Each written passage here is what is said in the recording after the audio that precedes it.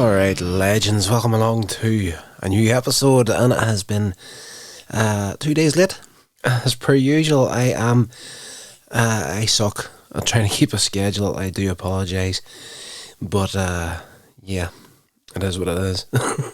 But we're here once again, and finally we've gotten to that movie that I've been looking forward to checking out again. That is Freddy versus Jason, and yes, this is enjoyable enough, and it's something that back in the day when we heard it was coming, we were all stupidly excited to see what they were going to do with it.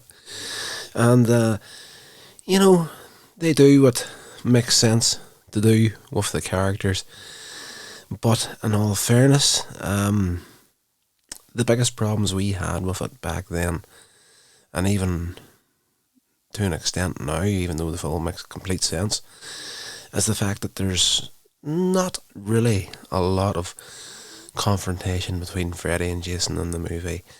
But in saying that, they do go to town on each other in a major way. We just kind of hoped there'd be more of it in the movie.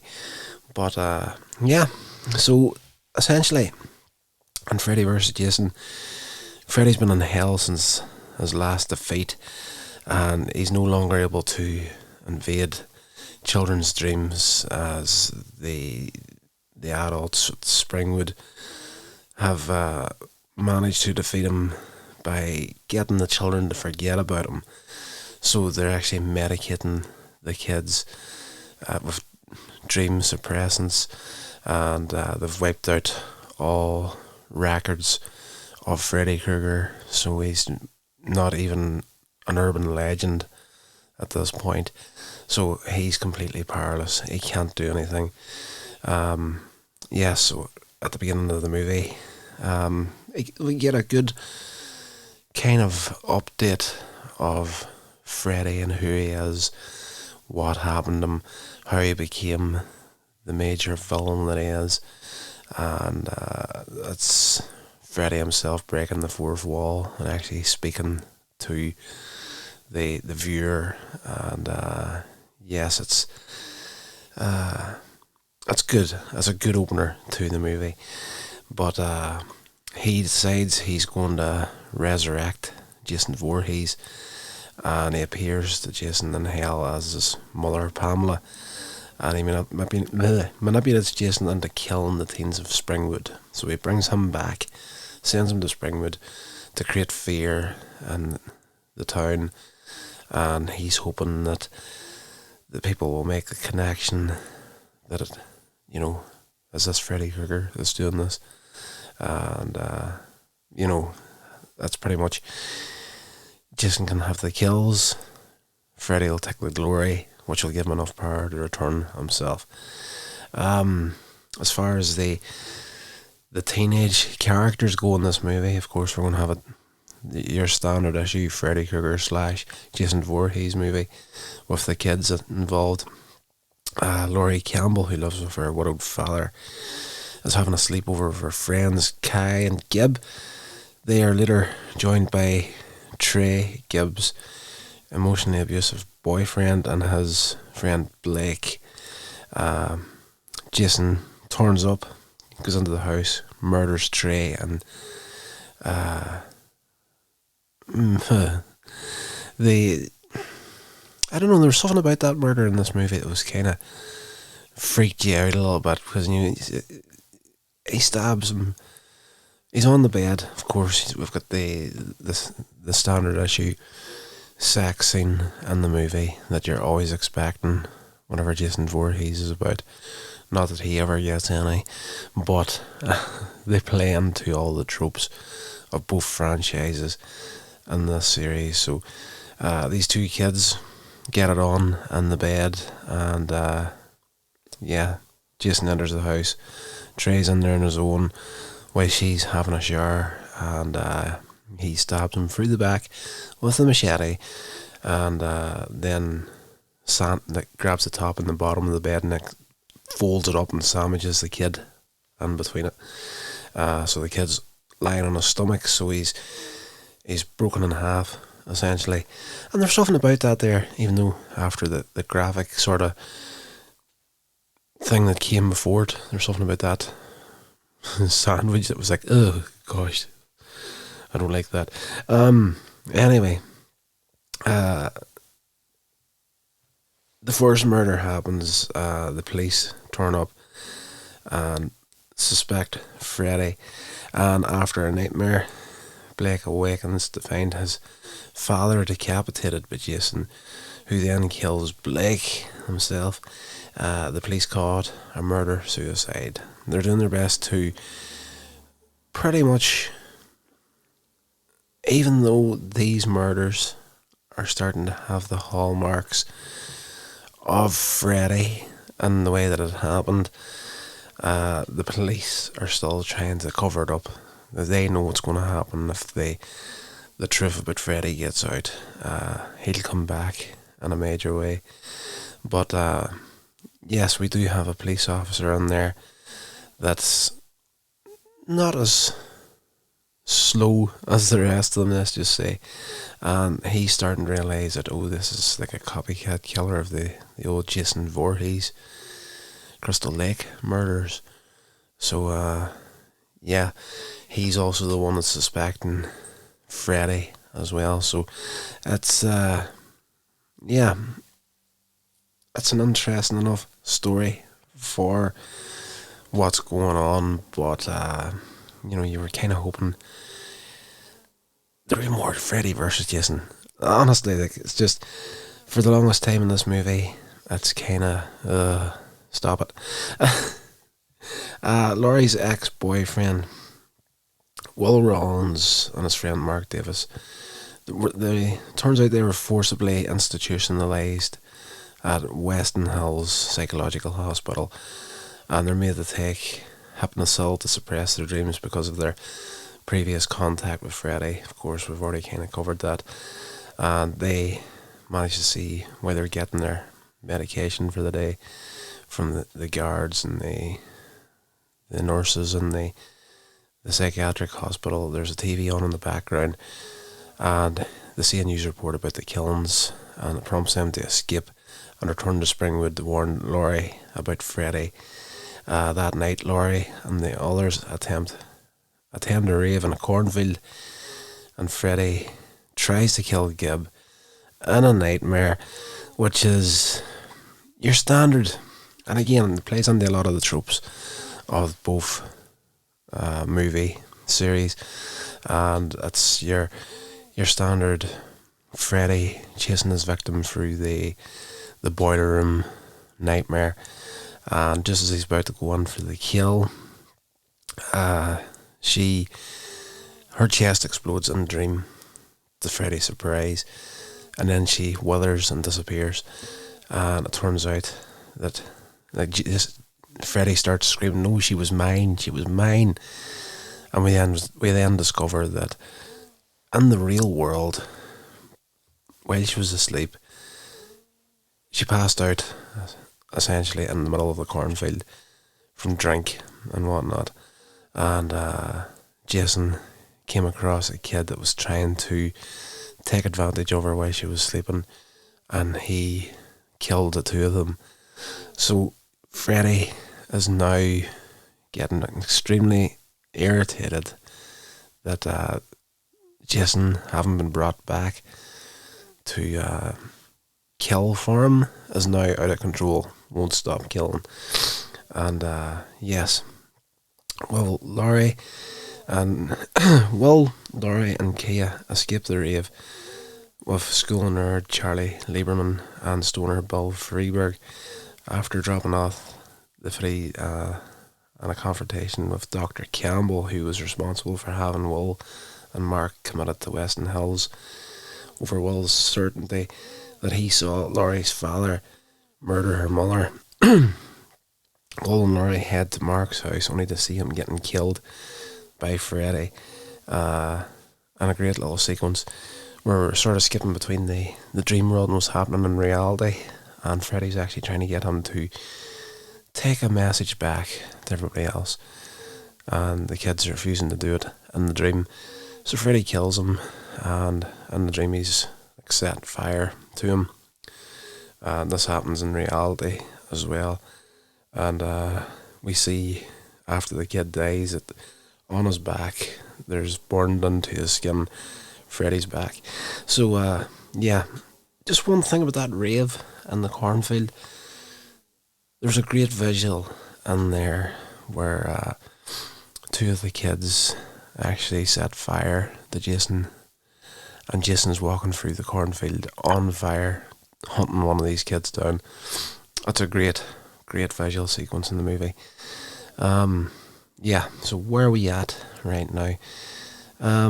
Yeah, so there's the whole thing here about her father getting the kid committed, her boyfriend committed, and the kid reckons that he's seen Laurie's father killing her mother.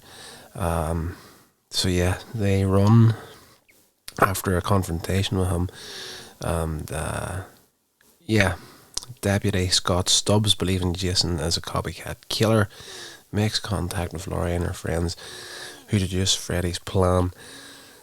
And learning about Hypnosil, they try to get it from Weston Hills. However, Freddy possesses Freeburg, using him to dispose of the medicine. And of course, if these kids can get this, they'll suppress the dreams. Freddy won't be able to complete his plans, and he then uses the possessed kid's body, not just to dispose of the medicine, but Jason's there, of course.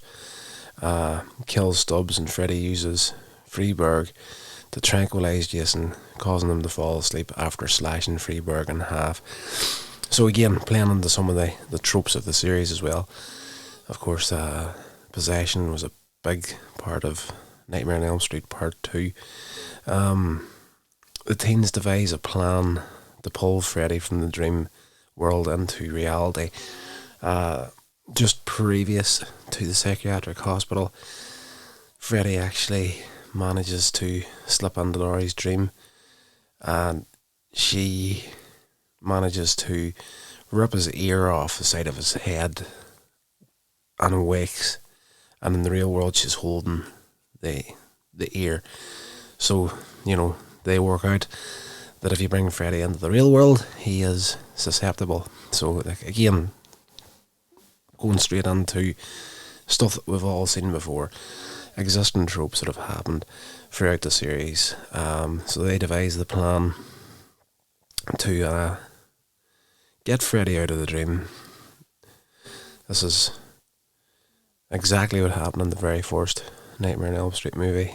They have to bring him out under reality to beat him, but this time they're going to force him to fight Jason, and they bring the unconscious Jason back to his home of Camp Crystal Lake, where the real estate is in development. Freddy fights Jason in the dream world. Of course, while Jason's out cold, he's in the dream world with Freddy. That's what Freddy was hoping for. So he's going to get rid of him now because he's out of control. Freddy's finally starting to get enough energy to get back into his old ways of invading nightmares, killing kids in reality. And now, at this point in the film, Jason is just in his way, more or less. So, yeah, he discovers that Jason has a subconscious fear of drowning, symbolised by the water from a broken pipe within the dream. This is as a result of his drowning back in 1957. And Freddy uses this to his advantage. Jason becomes afraid, reverting back to his older self, which we've seen happen at the end of Jason Takes Manhattan, which was like foreshadowing this movie, pretty much. Yeah, so Laurie, she then takes some sleeping pills and whatnot. They're using tranquilizers to keep Jason under, and they give her a little bit to put her to sleep. They've got like a 15-minute timer. for her to get hold of Freddy, bring him out into the real world. As Freddy tortures Freddy, then meets her in this new nightmare sequence, and he's tormenting her, torturing her in the dream world, revealing that he murdered her mother. This comes out that her father is completely innocent, and Freddy was the one that was behind it the whole time. I should say Laurie is living in the nightmare house that we know from the movies, and Freddy's like, he always had a thing for the woman of that house, so he took out her mother, and yes, father's completely innocent, so she's now trying to get full revenge on Freddy and the remainder of the movie. Jason awakens at the real Crystal Lake and pursues the teens. He manages to kill Lederman. Laurie is awakened and manages to pull Freddy into the physical world, showing a fear of fire as a result of his death of boredom, where he's confronted by Jason. So, yeah, that's all standard tropes, has to be said once again. So we finally get into the big showdown fight at the end of the movie. Now, we did get a little bit of a confrontation between the two of them in the nightmare sequence, but Freddy's that strong in the nightmare world that Jason didn't stand a chance in there, and now that Freddy's out into reality, they're evenly matched, more or less. So Freddy and Jason fight throughout the campgrounds, during which Jason kills Kia. Freddy uses the construction site to gain the upper hand and cuts off Jason's fingers, essentially allowing Freddy to take his machete. This is very, very much skimming the surface of the fight. As Freddy is slicing away at Jason, Laurie distracts him before Jason punches his fingerless hand through Freddy's torso. Freddy retaliates by plunging Jason's machete into his side, and Jason rips Freddy's glove arm off. Laurie and Will set fire to the dock, causing propane tanks to explode and throwing Jason and Freddy into the lake. Laurie and Will embrace each other at the end of the movie. They've dived into the lake as well to, avoid the explosion, and they crawl out onto the dock, and then of course we see the legs of one of either Freddy or Jason walking towards him, and we see the machete and the hand, so we reckon this is Jason has survived. And as the camera pans up, we see that it's Freddy, and he's about to kill the two of them with Jason's machete, but he's then impaled through the chest with his own clawed arm, so that Jason pops up out of the water, stabs him right through the back, and his own hand with the glove comes out of his chest, and he drops to his knees after Jason, pretty much using his last of his strength to do that, falls into the water, and Freddy drops to his knees, and Laurie grabs hold of the machete and decapitates Freddy, and he falls into the water just after Jason. So that's pretty much where the film ends off, apart from the little bit at the end where we normally get, where it's, we'll leave a little string here in case we ever decide to revisit this series.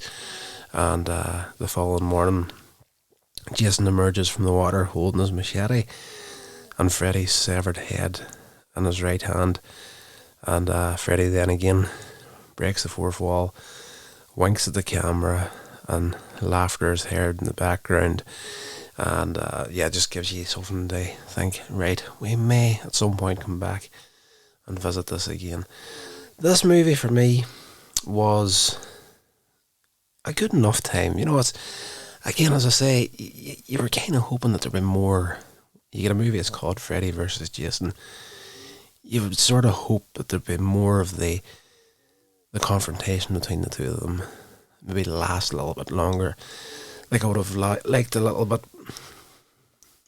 Maybe the last 40 minutes. Let's just say if we could have stretched it out a little bit longer than what we got. Like I think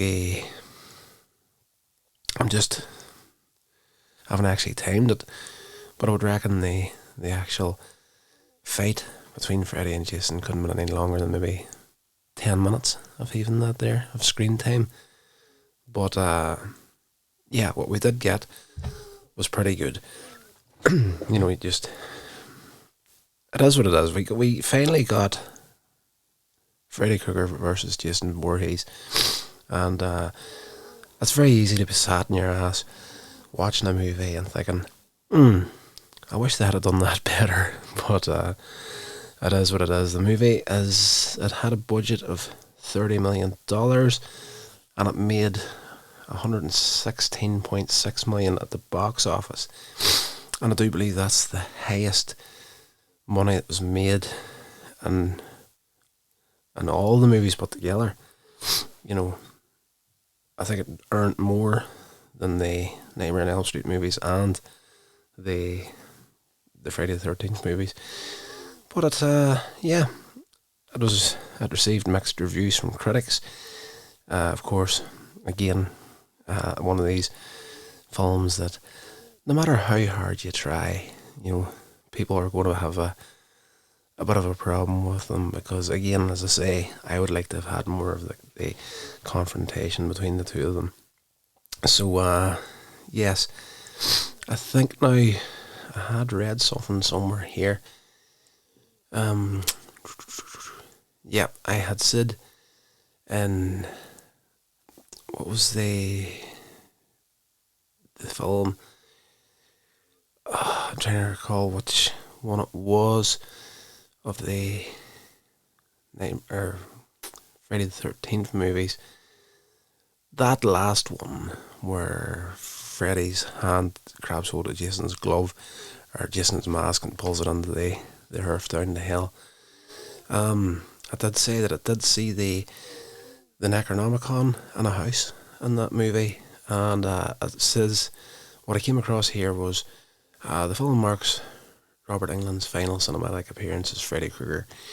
A sequel to this, a sequel and crossover with the Evil Dead franchise was planned for after this movie, but it was ultimately scrapped and turned into a comic book limited series, Freddy vs. Jason vs. Ash.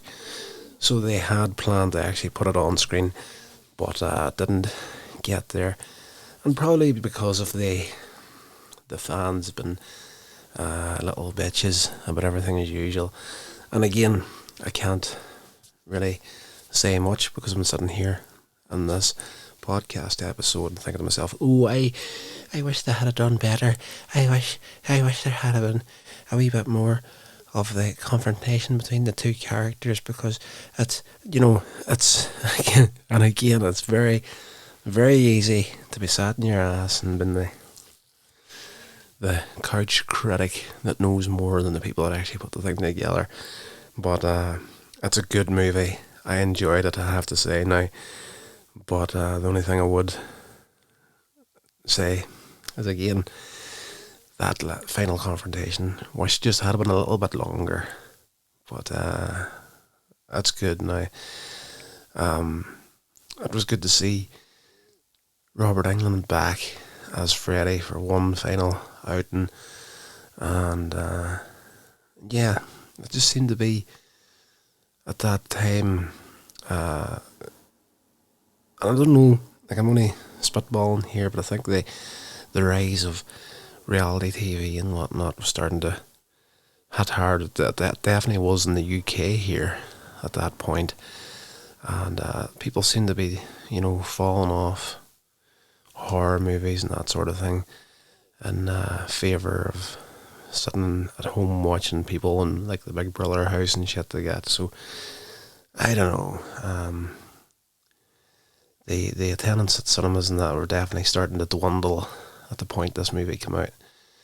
I noticed that here anyway, and it's just gradually been getting worse and worse in the years since this movie. So, I don't know. It's definitely one to check out. If you've watched all the Freddy movies and all the Jason movies, it's a movie that it has to be watched. It just made sense to make it, and it's just a bubblegum for the brain movie, and I couldn't recommend it higher, even though the few problems that I do have with it, I couldn't recommend it higher if you just fancy a little bit of horror fun for an evening. It's definitely a movie to check out. Right, guys, I'm going to go because if you can't hear it, I'm having trouble with breathing at the moment, so I'm going to duck off here and I'll talk to you again on Monday, all been well. This has been a production of Coins Age Media. Thank you so much for listening.